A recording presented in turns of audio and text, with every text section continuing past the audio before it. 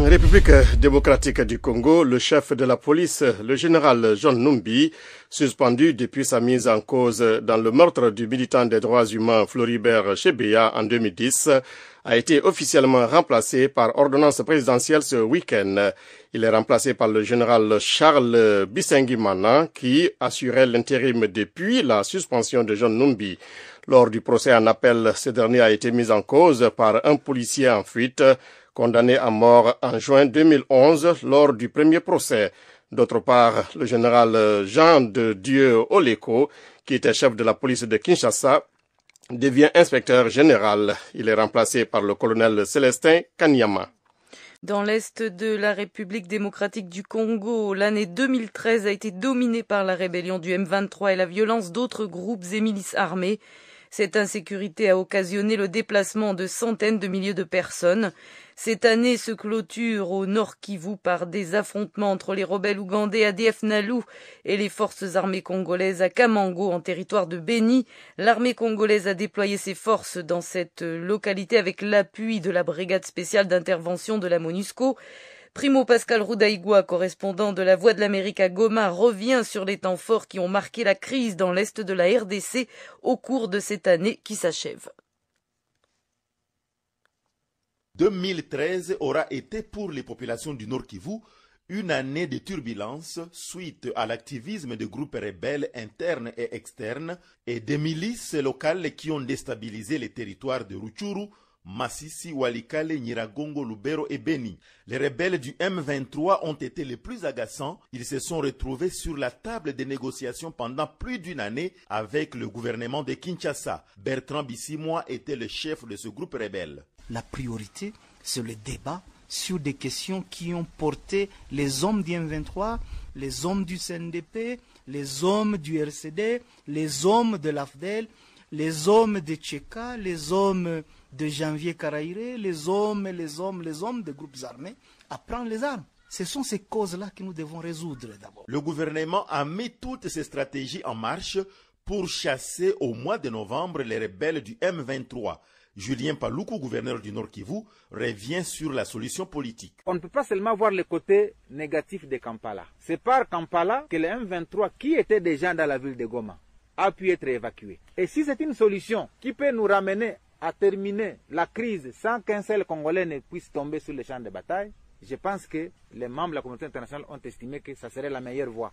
Cette victoire des FARDC a été facilitée par la brigade de la MONUSCO, telle que l'explique Martin Kobler, représentant spécial du secrétaire général des Nations Unies en RDC. Nous, comme la MONUSCO, sommes déterminés, ensemble avec vous, le gouvernement, mais aussi la population de Goma et la population du Nord Kivu, de combattre avec vous pour la paix dans ce pays. Un autre événement qui a marqué la vie politique en RDC, c'est l'organisation des concertations nationales. Maître Lumbulumbu, acteur politique de l'opposition, revient sur cet événement. Les concertations nationales n'ont pas été convoquées en exécution de la résolution 2098 ou encore de la recommandation qui est dans l'accord cadre qui demande à ce qu'il y ait l'organisation d'un dialogue inclusif sous l'accompagnement de la communauté internationale. Nous pensons que après ces concertations organisées par le pouvoir, l'on devra revenir maintenant sur le vrai dialogue que tout le monde attend. L'année se clôture au Nord Kivu par la guerre de Kamango à Beni entre les rebelles ougandais ADF Nalu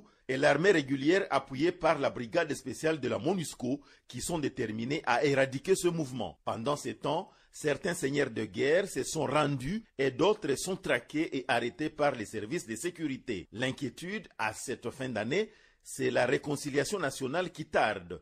Certains collaborateurs du M23 sont arrêtés et certains chefs coutumiers sont menacés. Goma, Primo Pascal Roudaïgoua, la Voix de l'Amérique. Vous écoutez Zapping Info Congolaise. La situation en République démocratique, en République démocratique du Congo, pour commencer, ce matin, un groupe d'hommes en armes a pris le contrôle de la radio-télévision publique. D'autres ont attaqué l'aéroport international de Kinshasa. Avant l'arrêt des transmissions des chaînes publiques, deux hommes ont eu le temps de prononcer devant les caméras un message apparemment orienté contre le gouvernement du président Joseph Kabila. Philippe Pognon, vous êtes avec moi en studio. Bonjour. Bonjour. Alors, Philippe, la situation reste en ce moment confuse, mais le gouvernement congolais se veut rassurant. Oui, en effet, le ministre de l'Information et porte-parole du gouvernement, Lambert Mende, assure que les forces gouvernementales ont repris totalement le contrôle de la situation. Le siège de la radio-télévision publique a été libéré et à l'aéroport également, tout est sous contrôle. Écoutons tout de suite Lambert Mende. La situation est calme. Les 3 sites qui ont été attaqués, le ministère de l'Intérieur, sont maintenant sécurisés totalement et nous avons un premier bilan qui fait état de lourdes pertes parmi les assaillants, encore inconnus jusqu'à présent. Nous ne savons pas de qui il s'agit, qui ont perdu 40 personnes, 16 au niveau de ceux qui ont attaqué l'état-major général, les forces armées, 8 parmi ceux qui ont attaqué à la chaîne publique RTNC et 16 parmi ceux qui ont attaqué l'aéroport international. Tout 40, nous n'avons pas de pertes parmi les forces de sécurité. Les journalistes qui ont été pris en otage ont été exfiltrés sains et saufs par les forces de sécurité. Certaines rumeurs disent qu'il s'agirait d'un groupe de partisans du chef religieux Mukugumbila. Nous avons aussi reçu ces rumeurs, nous vérifions. En tous les cas, nous nous méfions toujours des rumeurs. Nous attendons que les enquêteurs nous en disent un peu plus avant de confirmer cela. Donc la situation est revenue à la normale dans la capitale maintenant? Absolument. Je suis d'ailleurs en train de rouler sur le boulevard. Je viens de la RTNC. Et donc, on est en train simplement d'amener ces malheureux jeunes gens que quelqu'un a manipulés à la morgue. Voilà, c'était donc le ministre de l'Information et porte-parole du gouvernement de RDC, Lambert Mende. Et puis, une heure avant, j'avais joint un témoin à Kinshasa, Sylvain Kabasele, les journalistes à la RTNC, la radio-télévision nationale congolaise. Il habite tout près de la maison de la radio et voici son témoignage. On a vu ce matin un groupe, plus de 500 personnes en tenue civile. Ils sont entrés à l'intérieur. On a vu par après fuir en dépendant de nos militaires, les gardes présidentiels. Et les balles ont retenti dans toutes les directions. Maintenant, donc, les combats sont terminés. Et selon le ministre et porte-parole du gouvernement, Lambert Mende, parmi les morts, il y en a eu 16 qui seraient tombés à l'aéroport, 8 qui sont tombés à la RTNC, à la radio-télévision nationale congolaise, et 16 à l'état-major général. Il n'y aurait aucune victime civile, ni d'ailleurs aucune victime parmi les forces de sécurité. Merci Philippe Pogna pour ces précisions sur la situation à Kinshasa où des hommes en armes ont tenté ce matin de prendre le contrôle du siège de la télévision ainsi que l'aéroport international de Kinshasa. Nous reviendrons. Vous écoutez Zapping Info Congolaise. Oui, la République démocratique du Congo, donc pour commencer, 40 assaillants ont été tués ce matin à Kinshasa lors de cette prise d'otage dans les locaux de la télévision publique. Et puis il y a eu aussi des tirs entendus à l'aéroport, mais aussi à l'état-major général. Les forces de l'ordre qui ont repris le contrôle des opérations après cette offensive ce matin d'un groupe armé. Kamanda Wakamanda Muzembe, vous êtes à Kinshasa pour RFI, vous êtes en direct. Où en est-on là à l'heure où nous parlons? Au total, 3 attaques ce matin à Kinshasa. Des commandos de 20 personnes chacun ont pris pour cible successivement la radio-télévision nationale à Lingwala, le quartier général de l'armée au Mongaliema et l'aéroport international de Ndjili. À en croire le porte-parole du gouvernement, c'est dans un bain de sang que cette aventure s'est terminée. Environ une quarantaine de morts dans les rangs des assaillants. Il y a eu quelques arrestations, d'autres assaillants ont pu prendre la fuite. C'est Lambert Mende qui a donné ce premier bilan. À la RTNC, les assaillants qui étaient parvenus jusqu'au studio de la télévision n'ont pas pu délivrer l'entièreté de leur message. Les programmes avaient été interrompus à partir du centre d'émission de Binda. Le gouvernement affirme avoir le contrôle de la situation et invite la population de Kinshasa à reprendre ses activités. Reste cependant à identifier le groupe et ses commanditaires qui auraient également des connexions à Lubumbashi où des tirs ont également été entendus à Kabula-Meshi, quartier Golfe. Et nous écoutons justement Lambert Mende, le porte-parole du gouvernement congolais. Kinshasa a été victime d'une attaque terroriste sur 3 sites, l'état-major général de nos forces, la RTNC, qui est le média public audiovisuel, et l'aéroport international de Ndjili, par 3 groupes, une structure terroriste que nous n'avons pas encore pu identifier. En tout, 70 à 80 personnes réparties entre les 3 sites et qui ont été mis en déroute par nos forces de sécurité. Je suis d'ailleurs dans le bâtiment de la RTNC, d'où nous parlons, pour constater les dégâts. Hélas, le bilan humain est assez lourd du côté des assaillants. Nous n'avons pas de perte du côté des forces de sécurité. Vous avez aucune idée pour l'instant de qui sont les assaillants? Aucune idée, c'est vraiment un groupe totalement inconnu. Et peut-être que ceux qui ont été capturés vont nous aider à les identifier. On est en train de les interroger. Et nous ferons connaître les résultats de cette enquête. Voilà, le porte-parole du gouvernement congolais à l'instant au téléphone avec Sonia Rollet.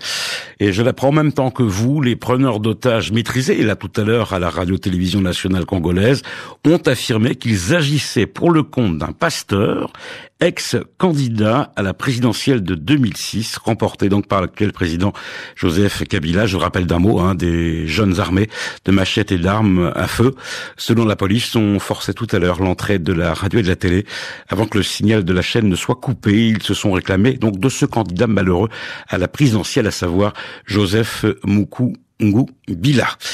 Et puis, pour être tout à fait complet, cette situation confuse qui prévoit à Kinshasa a conduit à la fermeture de la frontière fluviale du côté de Brazzaville. Le beach s'est fermé et s'est vidé, donc pas de trafic jusqu'à nouvel ordre. RFI Paris. Vous écoutez Zapping Info Congolaise. En République démocratique du Congo, les forces de sécurité ont réussi à repousser des attaques lancées ce matin par des hommes armés contre l'aéroport, une caserne et le siège de la télévision publique de la capitale Kinshasa. Selon le gouvernement congolais, une quarantaine d'assaillants ont été tués lors de l'intervention des forces armées. Tout de suite, des précisions avec vous, Philippe Opognan. Oui, entre-temps, à Kinshasa, le calme est revenu. La situation est entièrement sous contrôle. C'est du moins ce qu'affirmait à la mi-journée encore le porte-parole du gouvernement de RDC, le ministre de l'Information, Lambert Mende. La situation est calme. Les 3 sites qui ont été attaqués, le ministère de l'Intérieur, sont maintenant sécurisés. Nous n'avons pas de pertes parmi les forces de sécurité. Les journalistes qui ont été pris en otage ont été exfiltrés sains et saufs par les forces de sécurité. Voyons maintenant, Philippe, qui sont les agresseurs. Selon les informations dont nous disposons, les agresseurs seraient des partisans d'un chef religieux. Paul-Joseph Mukungu-Mbila Mutombo, qui se fait appeler aussi Gideon, le prophète de l'Éternel. Le pasteur avait été candidat malheureux à l'élection présidentielle de 2006. Il avait tout récemment dénoncé dans une lettre ouverte une mauvaise gestion du pays par le président Kabila. Toutefois, le porte-parole du gouvernement à Kinshasa a déclaré attendre les résultats des enquêtes avant de pouvoir confirmer ou infirmer la responsabilité de ce pasteur dans les attaques de ce lundi. Et le pasteur comme le président Joseph Kabila sont tous les deux originaire de la région du Katanga, Philippe.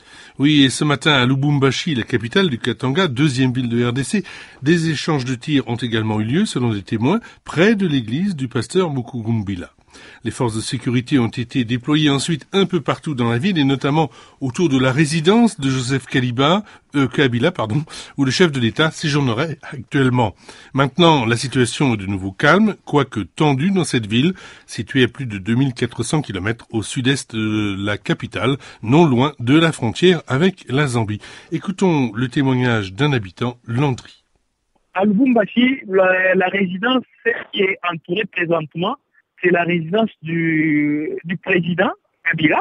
Et puis, autour du centre-ville, ils occupent le centre-ville partout là. Il n'y a pas de circulation des véhicules, des passants ou quoi que ce soit, mais c'est bloqué. Bon, c'est un calme précaire présentement. Bon, on vit toujours dans la peur qu'il y a quelque chose que les autorités nous cachent. Il semble que les assaillants avaient planifié une action d'envergure. Une source proche du pouvoir à Kinshasa a évoqué aussi des attaques à Kindu, capitale de la province du Maniema. Philippe Pognan pour des précisions sur la situation qui prévaut depuis ce matin à Kinshasa en République démocratique du Congo. Et j'ajoute, Philippe, que toutes les compagnies aériennes ont suspendu leurs vols nationaux et internationaux depuis l'aéroport international de Ndji à Kinshasa après donc les événements de ce matin. Vous écoutez Zapping Info Congolaise. Toujours confuse à Kinshasa après l'attaque ce matin de 3 sites stratégiques, l'état-major de l'armée congolaise, la télévision nationale et l'aéroport. Des hommes armés, 70 selon le gouvernement, ont attaqué quasi simultanément ces 3 sites dans la capitale, Kinshasa. Mais au même moment, dans d'autres villes du pays, à Kindu et à Lubumbashi, on le disait, il y a également eu des échanges de tirs.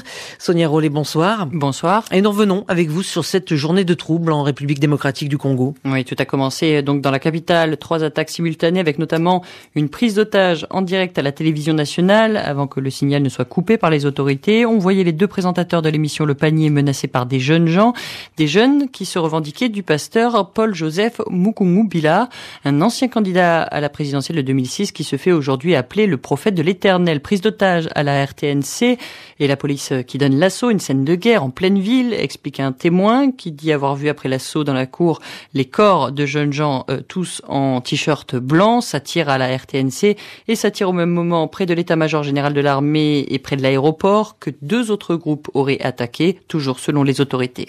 Il y a également eu des attaques, on le disait, dans d'autres villes du pays, Sonia. Oui, alors que les forces de l'ordre tentaient de reprendre le contrôle de la situation à Kinshasa, à Kindu, dans la province du Maniema. C'est la base militaire de l'aéroport qui était prise d'assaut, attaque menée par un certain Kaysar qui portait, selon des témoins, un t-shirt flambant neuf mentionnant Joseph Mukungubila.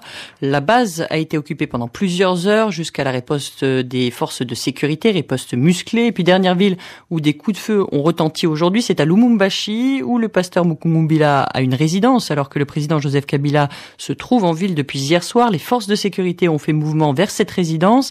À l'intérieur, des hommes en civil, toujours avec des t-shirts blancs et armés selon les autorités. Ça a duré pendant plus de 5 heures les échanges de tirs. Le bilan est là aussi extrêmement lourd. Au moins une 30aine de morts à Lubumbashi, une 40aine à Kinshasa.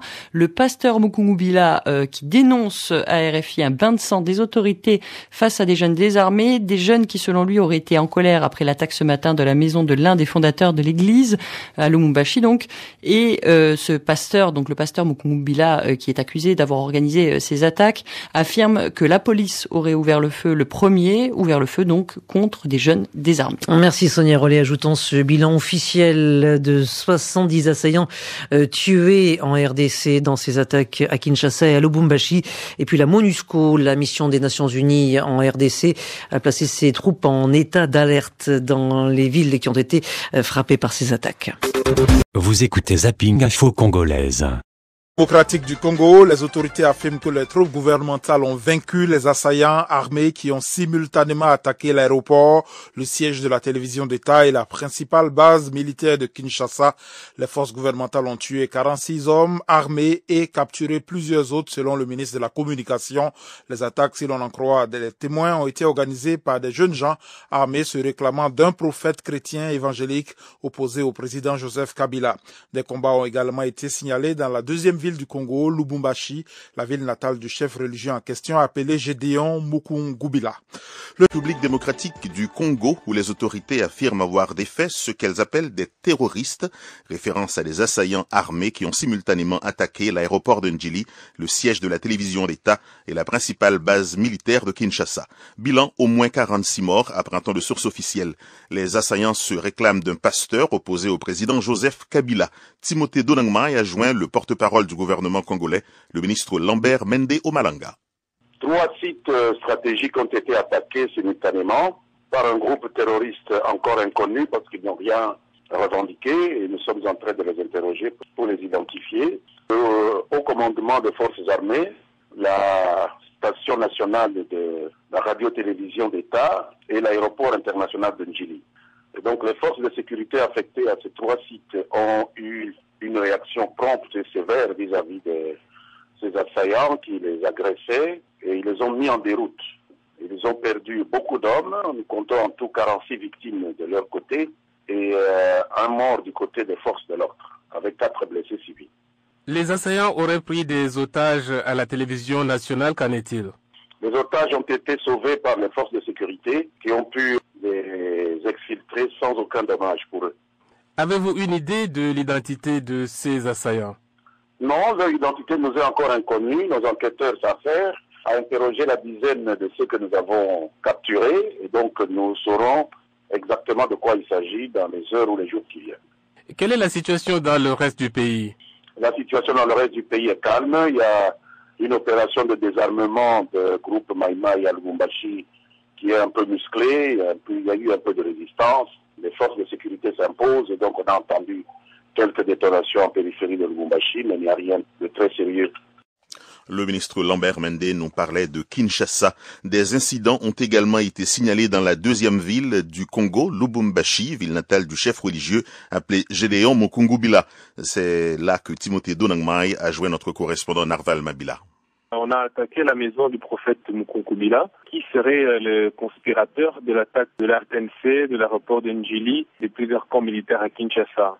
Et donc les FARDC sont allés attaquer sa maison pour essayer de savoir ce qui se passait. On aurait suspecté qu'il y aurait des mouvements de suspects. Et cela a commencé la nuit du dimanche du côté Ewabura, où on a pu identifier quelques adeptes. Après qu'on les ait questionnés la nuit, ils ont encore identifié une autre maison qui serait du côté quartier Golf. C'est alors que les FARDC ont investi les quartiers Golf sur l'avenue Nyota, et où il y a eu échange de tirs donc entre les FARDC et les adeptes du prophète Mukungubila. Quel est le bilan de ces incidents de Lubumbashi?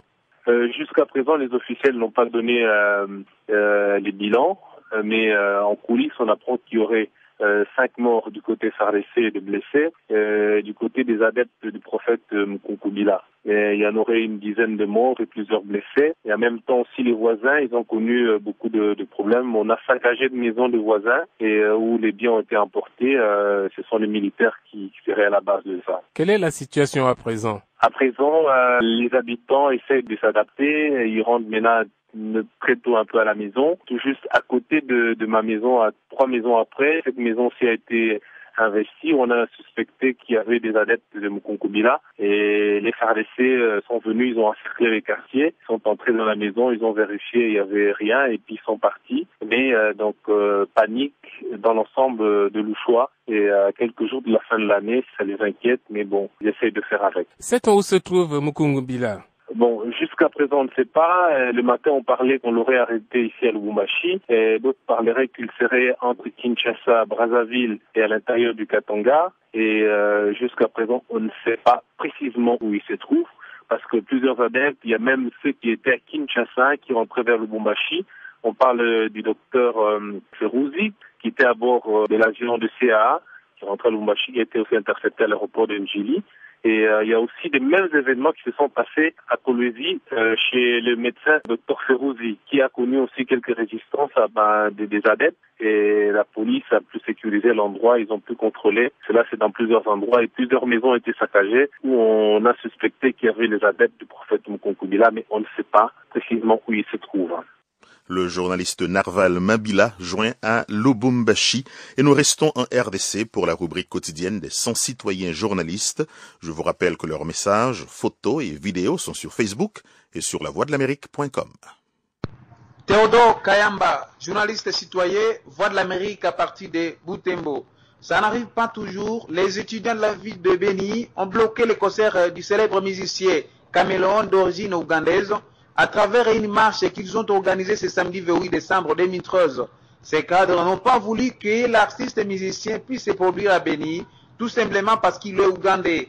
Or, ce sont les Ougandais qui sont en train de violer, tuer, massacrer, voire kidnapper la paisible population. Les maires de Beni avaient tenté de calmer les étudiants, mais malheureusement, sans succès. À Butembo, le comité d'organisation des étudiants, de sa part, a aussi rejoint ses camarades de Beni. Il a demandé à ses étudiants de boycotter tout simplement les concerts qui étaient prévus ce dimanche 29 décembre 2013 au stade Takataka, car, affirme-t-il, ces concerts est inopportun vu la situation de guerre à l'est de la République démocratique du Congo. Quelques centaines de fans qui avaient déjà payé les tickets se sont révoltés et cassé les chaises en plastique pour montrer leur ras-le-bol de n'avoir pas participé ou assisté au concert du célèbre musicien José Caméléon. Vous écoutez Zapping Info Congolaise. Passé au juste en République démocratique du Congo. Aujourd'hui, toutes les compagnies aériennes ont suspendu leurs vols nationaux et internationaux depuis l'aéroport international de Njili à Kinshasa. Plusieurs sites stratégiques ont été attaqués simultanément, dont cet aéroport, l'état-major national général des armées également. Et puis le siège de la télévision nationale a été le siège d'une prise d'otages. Des tirs ont également résonné à Lubumbashi, la capitale du Katanga. Une prise d'otage en direct à la télévision nationale. Les studios de la RTNC à Kinshasa sont pris d'assaut par des hommes armés. Très vite, les forces de l'ordre congolaises encerclent les locaux, mais au même moment, l'aéroport de la capitale ainsi que l'état-major de l'armée sont pris pour cible par des tirs nourris. Quelques heures plus tard, les soldats ont sécurisé le bâtiment. Le gouvernement congolais assure qu'il contrôle la situation. Victoire, toujours victoire. Notre ville de Kinshasa, sur ces 3 sites, a subi une attaque terroriste par un groupe terroriste non encore identifié, un groupe inconnu, qui s'en est pris aux éléments des forces de sécurité chargés de la protection de ces 3 sites qui sont des sites stratégiques. Plus de 70 assaillants abattus, dont une cinquantaine à Kinshasa, c'est le décompte des autorités. Mais la situation a été très confuse. Beaucoup ont cru à un coup d'État. Il y a la population qui a vraiment paniqué et pratiquement tout le monde est resté chez lui à la maison. Vous savez, dans la panique, comme il y a eu des tirs un peu partout, et ce qui a fait que les autres militaires ont profité de la situation pour piller justement les habitants aux alentours de l'état-major des armées. D'après les journalistes pris en otage, une partie de leurs agresseurs s'est clairement réclamée d'un homme, le pasteur Joseph Mukungubila Mutombo, candidat à la présidentielle de 2006, remporté par l'actuel chef de l'État, Joseph Kabila. Certains assaillants ont affirmé qu'ils agissaient au nom du pasteur Mukungubila, ex-candidat à la présidentielle de 2006, qui dénonce notamment la nomination officielle hier de Charles Bisengimana à la tête de la police congolaise. Nous avons réussi à le joindre il y a quelques minutes. Il reconnaît que ce sont ses fidèles qui ont lancé ces attaques, mais il affirme que c'était une réaction spontanée à des attaques dont il a lui-même été victime. Écoutez cette réaction, tendez bien l'oreille car la liaison n'est pas très bonne. Moi, je crois que utiliser le terme assaillant, c'est trop. Hein. C'est moi qui ai été attaqué. En voyant maintenant ça, les frères partout. Les frères se sont énervés. Ce n'est pas seulement à Kinshasa qu'on a attaqué, y compris l'aéroport, à Kisangani. Ils sont rentrés dans la ville. Ils nous ont dit, mais pourquoi il va continuer comme ça à pouvoir vouloir abattre? Ce n'est pas normal. Nous allons vous démontrer ce dont nous sommes capables. Nous sommes en ligne à présent avec le porte-parole du gouvernement congolais, Lambert Mende. Monsieur le ministre, merci beaucoup d'être en ligne, en direct avec nous. Alors tout d'abord, une réaction à ce qu'on vient d'entendre. Le pasteur affirme que ses fidèles ont agi en représailles à des attaques dont lui-même et ses proches ont été victimes à Lubumbashi. Ce sont des propos d'un exalté. Je ne sais pas si cet homme est réellement équilibré. Il parle de faits même qui n'ont pas eu lieu, qui Kisangani n'a souffert d'aucune attaque aujourd'hui. Et si il a pu faire quelque chose, c'est de faire tuer de pauvres garçons qui étaient à sa solde et qui le droguaient. Et c'est quelque chose d'assez étonnant qu'avec moins de 100 personnes, ce monsieur croit pouvoir faire je ne sais quoi à Kinshasa. Je pense qu'il a eu la réponse des autorités. Dommage pour ces jeunes gens qui ont essayé de le suivre et qui ont perdu leur vie ou leur liberté aujourd'hui. Monsieur le ministre, et ce pasteur dénonce, il l'a fait d'ailleurs dans une lettre ouverte en début décembre, il dénonce la nomination officielle de Charles Bisengimana à la tête de la police. Je ne sais pas ce qui lui donne le droit de contester aux autorités légitimes de la République démocratique du Congo de nommer n'importe quel Congolais à n'importe quel poste. Monsieur n'a aucun mandat qui lui permette de remettre en cause de telles nominations. Ce sont des gens qui essayent simplement de justifier des actes totalement injustifiables qu'ils sont en train de poser. Et encore une fois, je peux me poser la question de l'équilibre mental de cet homme. Monsieur le ministre, une dernière chose, un point sur la situation ce soir, à l'heure où nous parlons à Kinshasa. Tout est rentré dans l'ordre? Tout est rentré dans l'ordre en fin de matinée, madame. À Lubumbashi, les choses sont rentrées dans l'ordre au milieu de l'après-midi. L'ensemble du pays est sous contrôle et il y a une bande passante chez vous à France 24 qu'il faut absolument changer. L'aéroport de Ndjili, notre aéroport international qui a été momentanément fermé cet avant-midi, a été réouvert aux vols nationaux et internationaux. C'est extrêmement important parce qu'il ne faut pas déstabiliser l'économie de notre pays. Merci beaucoup, Monsieur le ministre, d'avoir été en direct avec nous sur France 24.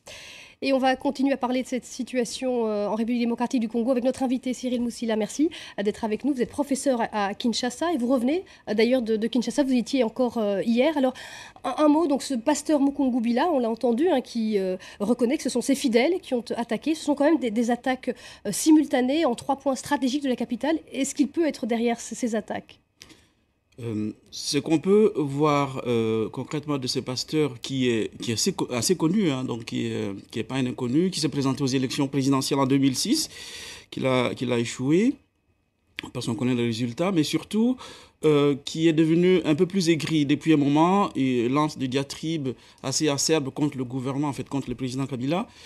On le dit derrière ou s'il dit derrière ces attaques de façon coordonnée, mais c'est assez difficile à croire, en fait, parce que c'est 3 sites stratégiques dans la capitale, un aéroport, le siège d'état-major des armées, la télévision nationale, et puis Lubumbashi et la ville de Kindu, en fait, de façon coordonnée. D'où ils viennent ces capacités, on ne sait pas très très bien. Est-ce qu'il y aurait des complicités derrière lui, derrière aussi le fait que accéder facilement à ça, est-ce qu'il y a des failles dans le système de sécurité ou de protection de ces endroits? On ne sait pas encore très bien. Peut-être les enquêtes viendront le démontrer. Mais en fait, il faut en tout cas voir très clairement que la capacité qu'ont les civils de se munir d'armes, ça veut dire qu'en fait, il faut démilitariser la ville, il faut démilitariser les populations civiles. Ça veut dire qu'il y a beaucoup d'armées qui circulent et que n'importe qui, là c'est les jeunes gens qu'on a vus avec des armes, donc il y a beaucoup d'armes qui circulent encore dans la population. Un mot sur le mobile. On sait que le pasteur Mukungubila a dénoncé la nomination à la tête de la police congolaise de Charles Bisingimana, qu'il traite d'étranger. Il faut dire en tous les cas que cette nomination, en remplacement de John Numbi, n'a pas plu à beaucoup de monde. Il y a pas mal de mécontents, puisque le prédécesseur était originaire du Katanga. Certes, c'est possible, effectivement, que ces nominations, donc, qui datent d'hier, n'ont pas fait que des heureux. Même si je ne crois pas que la population congolaise ou les FRDC, l'armée congolaise, soit mécontente en termes massifs contre ces nominations. Il y a sans doute des individus qui auraient attendu éventuellement des nominations ou de promotions qu'ils n'ont pas eu, pourraient éventuellement être mécontents et pousser ce type de réaction. Mais en réalité, je ne pense pas que des nominations comme celle-là soit la cause principale. Mais il faut aussi remarquer que depuis un moment donné, depuis le contexte les concertations nationales, un gouvernement est en attente en RDC depuis quelques temps. Et ce gouvernement crée beaucoup de tensions de la part de ceux qui sont ministrables ou pas. Et donc, ça crée effectivement cette attente qui peut dégénérer. Merci beaucoup.